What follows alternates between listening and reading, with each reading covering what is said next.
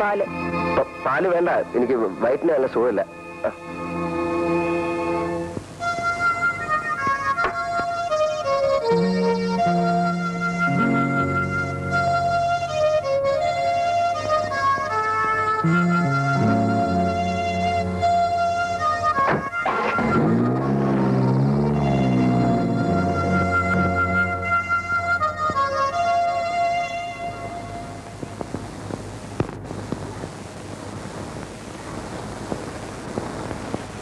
ഗോമതി എന്താ ഇന്നലെ വരാഞ്ഞത്? പനിയായിരുന്നു കൊച്ചമ്മേ. ഞാൻ ചെല്ലുമ്പോ കിടപ്പായിരുന്നേ. ഈശ്വരപിള്ളേ, ഉത്തരവ്. അപ്പുറത്തെ വീട്ടിൽ ഏതാ ഒരു പെൺകുട്ടി? അത് നമ്മുടെ അമ്മു. അവൾ കൊച്ചുകുട്ടിയല്ലേ? ഇത് വേറൊരുത്തി. അത് ഏതൊരുത്തി? അമ്മുവിനെ കൂടാതെ അവിടെ വേറൊരു പെൺകുട്ടി ഉണ്ടോ? പിന്നെ ഇല്ലേ. അതാര്? മീനാക്ഷി അമ്മ. അതല്ല ചോദിച്ചത്, വേറെ ഏതെങ്കിലും പെൺകുട്ടി അവിടെ ഉണ്ടോന്ന്. ഈശ്വരങ്ങളെ കണ്ടിട്ടില്ലേ?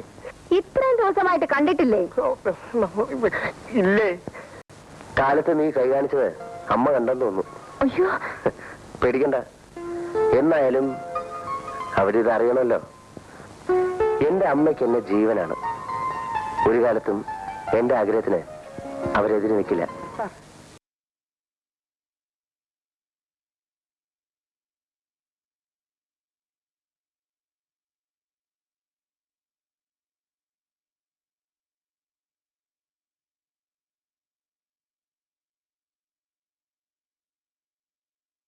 എന്നെ അവിടുന്ന് പറഞ്ഞു വിടുമ്പോ എനിക്കൊരു കത്ത് തന്നിരുന്നു.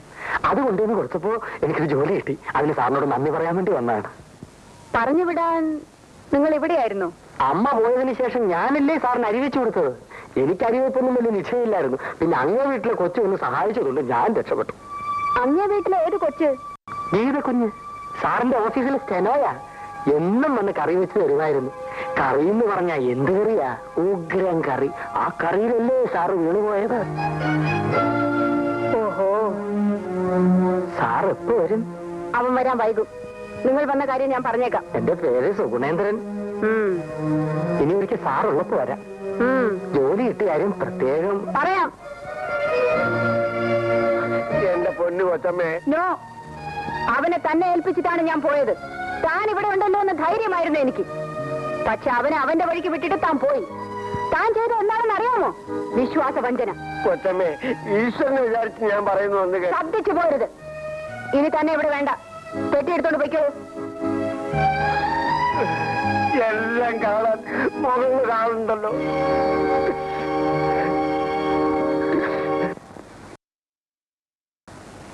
വരണം വരണം. അമ്മു, ആ കസേര ഇങ്ങോട്ട് എടുത്തില്ല. കാറിൽ വന്ന് ഇറങ്ങുന്നതൊക്കെ ഞാൻ ഇവിടെ നിന്ന് കാണുന്നുണ്ടായിരുന്നു. ഓടി വന്ന് വിശേഷങ്ങൾ ചോദിക്കാനും പറ്റും എനിക്ക് പറ്റിയില്ലല്ലോ. ഇരുന്നാട്ടെ. കുറച്ചു ദിവസം ഇവിടെ നിന്ന് മാറി നിന്നിട്ട് വരികയല്ലേ. എല്ലാം ഒന്ന് നേരെയാക്കിയിട്ട് മീനാക്ഷി അമ്മയെ ഒന്ന് കാണാമെന്ന് കരുതി. എന്തൊക്കെയുണ്ട് വിശേഷങ്ങൾ? ഓ, എനിക്കെന്ത് വിശേഷം? എന്നെ ദൈവം ഇരുത്തിക്കളഞ്ഞില്ലേ. അതൊക്കെ ആരെയാ നോക്കുന്നത്? പരിചയമില്ലാത്ത ഒരു പെൺകുട്ടി ഇവിടെ കണ്ടതുപോലെ തോന്നി. ആരാ അത്? ഗീതയായിരിക്കും. അവൾ ആഫീസിൽ പോയിരിക്കുക. അവിടുത്തെ കുഞ്ഞിന്റെ ആഫീസിലെ സ്റ്റെനോയാ. ഇവിടെ എങ്ങനെ വന്നു? അവൾ എന്റെ ഇളയ സഹോദരന്റെ മകളല്ലേ. ഓഹോ, അങ്ങനെയാണോ? അവളുടെ അമ്മ മരിച്ചുപോയി. അച്ഛൻ മാത്രമേ ഉള്ളൂ. അവനൊന്നും കൊട്ടാരക്കരയാ. കൊട്ടാരക്കര കോടതിയിൽ ഞാൻ ഇരുന്നിട്ടുണ്ടല്ലോ. അവിടെ ഏത് ഭാഗത്തായിട്ടാ? പുലമൻ ജംഗ്ഷനിൽ തന്നെയാ. കൊച്ചുവിലെ അച്യുതന്നായെന്ന് പറഞ്ഞ ആരും അറിയും. ഒരു UP സ്കൂൾ അധ്യാപകനായിരുന്നു. ഇപ്പൊ പെൻഷനായി. ഓഹോ.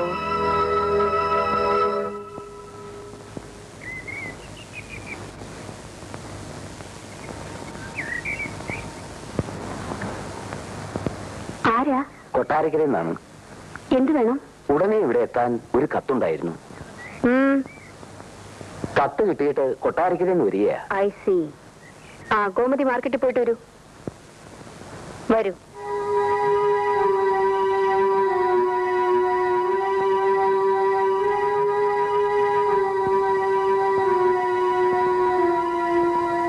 കൊട്ടാരക്കര പുലമൺ ജംഗ്ഷനിൽ കൊച്ചുവിളിയിൽ അച്യുതൻ നായർ അല്ലേ? അതെന്റെ വിലാസമാണ്. എഴുതിയത് ഞാനാണ്. ഉടനെ വരണമെന്ന് എഴുതിയിരുന്നു. എന്തിനാണാവോ?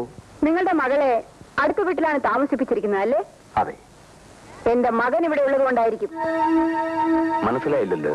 മകൾക്ക് പ്രമോഷൻ വേണമെങ്കിൽ വേറെ മാർഗം നോക്കണം. എന്റെ മകനെ കയ്യിലെടുത്തിട്ടാണെങ്കിൽ അത് നടക്കില്ല. ഇപ്പൊ ഒട്ടും മനസ്സിലായില്ല. അവളെ ഇന്ന് തന്നെ ആ വീട്ടിൽ നിന്ന് കൊണ്ടുപോകണം. എന്റെ മകന്റെ ഓഫീസിൽ ജോലി ചെയ്യാനും ഞാൻ സമ്മതിക്കില്ല. അതിപ്പോ അവള് താമസിക്കുന്നത് അവളുടെ അപ്പച്ചിയുടെ വീട്ടിലാണ്, ജോലി ചെയ്യുന്നത് സർക്കാർ ഓഫീസിലും. ഈ രണ്ട് സ്ഥലങ്ങളിലും നിങ്ങളുടെ സമ്മതം ആവശ്യമാണോ? ഇക്കാരം പറയരുത്. എന്റെ മകന്റെ നേരെ കയ്യും കലാശവും കാണിക്കുന്ന ഒരുത്തി എന്റെ ബംഗ്ലാവിന്റെ മുമ്പിൽ താമസിക്കുവാനോ അവന്റെ ഓഫീസിൽ ജോലി ചെയ്യാനോ പാടില്ല. കയ്യും കലാശവും കാണിച്ചെന്നോ? ഞാൻ കണ്ട കാര്യമാണ് പറഞ്ഞത്, ആരും പറഞ്ഞറിഞ്ഞല്ല. പക്ഷെ ഞാൻ വിശ്വസിക്കില്ല. ഞാൻ അവളെ അങ്ങനെ അല്ല വളർത്തിയത്. താൻ വളർത്തിയതിന്റെ വിശേഷമാണ് ഇപ്പൊ പറഞ്ഞത്. കണ്ട തേവിടിച്ചുകളൊന്നും എന്റെ മകനെ വലവീശി പിടിക്കാൻ ഞാൻ സമ്മതിക്കില്ല. എന്റെ മകളെ പറ്റി ഇപ്പൊ പറഞ്ഞത് നിങ്ങളുടെ അന്തസ്സിന് ചേർന്നതായിരിക്കും, പക്ഷെ എന്റെ അന്തസ്സിന് ചേർന്നതല്ല. അതുകൊണ്ട് ഞാൻ മറുപടി പറയുന്നില്ല. തന്റെ ഒരു അന്തസ്. വരുന്നൊരു യു പി സ്കൂൾ അധ്യാപകൻ എന്താണോ അന്തസ്? നിങ്ങൾക്കത് മനസ്സിലാവില്ല. കാരണം ശിക്ഷിക്കലായിരുന്നു നിങ്ങളുടെ തൊഴിൽ, ഞാൻ പഠിപ്പിക്കുകയായിരുന്നു. ഓ, ഒരു വിജ്ഞാനകോശം. അല്ല, പഠിപ്പിക്കുന്ന ആളിനെ വിജ്ഞാനകോശം എന്നല്ല പറയുന്നത്, അധ്യാപകനെന്നാ. ഒരു അധ്യാപകനായ എനിക്ക് നിങ്ങളുടെ ഭാഷയിൽ സംസാരിക്കാൻ അറിയാം. എന്നിട്ട് ഞാൻ സംസാരിക്കാത്തതുകൊണ്ടാണെന്ന് അറിയാമോ? പ്രാണഭയം കൊണ്ട്. വിവരദോഷം പറയാതെ തോന്നുന്നവരെ പെമ്പറനാരോ കുറെ കൂടി ബഹുമാനപൂർവ്വം സംബോധന ചെയ്യേണ്ടതാണ്. പക്ഷെ അതിനുള്ള അർഹത നിങ്ങൾക്കില്ല. Bloody fool.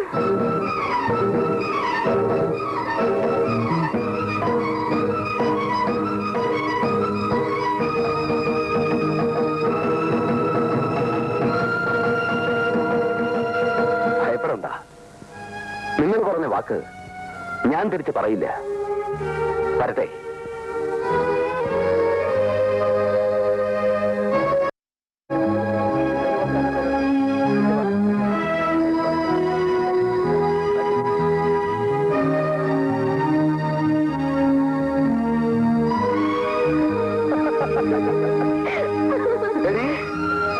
നീ ഉദ്യോഗത്തിന് പോകുന്ന ഇതിനു വേണ്ടിയായിരുന്നു അല്ലേടി? എന്താണെന്നോ വീട്ടിൽ ചെന്ന് അമ്മയോട് ചോദിക്കേ. എന്നെ കത്തയച്ച് വിളിപ്പിച്ചിട്ട് എന്റെ മകൾ തേവടിച്ചാണെന്ന് അവർ പറഞ്ഞു. ഞാനതിന് മറുപടി പറയുന്നത് എനിക്ക് സംസ്കാരമുള്ളതുകൊണ്ടാ. ഉദ്യോഗം കൊണ്ട് കിട്ടിയത് മതിയടി.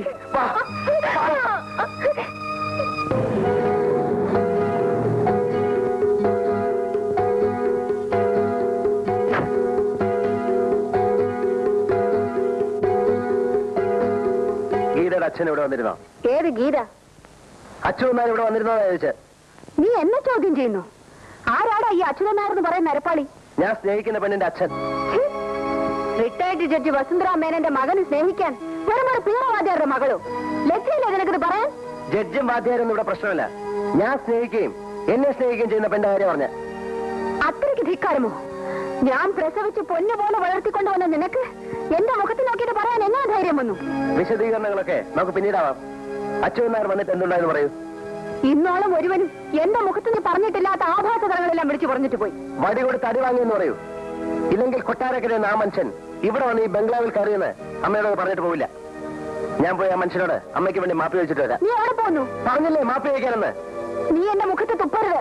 തുപ്പുന്നിടത്ത് മുഖം വെക്കരുത്. പോയിട്ട് വരാം.